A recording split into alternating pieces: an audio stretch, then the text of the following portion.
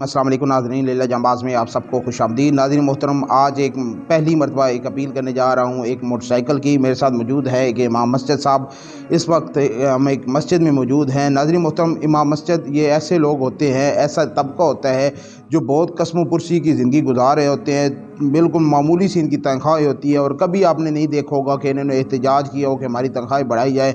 बड़ी मुश्किल से इनको गुजारा होता है। तो ये मेरे साथ जो इमाम मस्जिद साहब मौजूद हैं, इन्हें एक मोटरसाइकिल की अशद ज़रूरत है। इनकी रिहाइश बहुत दूर है जिस मस्जिद में ये इमाम है वहाँ से, और इन्होंने बच्चों को कुरान पाक पढ़ाने के लिए जाना होता है। 5 टाइम नमाज़ पढ़ाने के लिए मस्जिद में आना होता है तो बहुत दुश्वारी का सामना होता है। सख्त गर्मी सख्त सर्दी में इन्हें पैदल चल के आते हैं।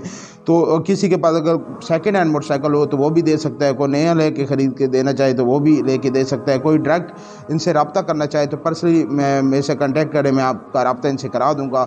ज़रूर इस अजीम कार खैर में हिस्सा लीजिए। कारी साहब मोटरसाइकिल इस्तेमाल करके नमाज़ पढ़ाने के लिए जाएंगे और बच्चों को कुरान पाक पढ़ाने के लिए जाएंगे तो अल्लाह ताला के यहाँ उम्मीद है कि अल्लाह ताला इतना ही सवाब आपको भी अता करेगा।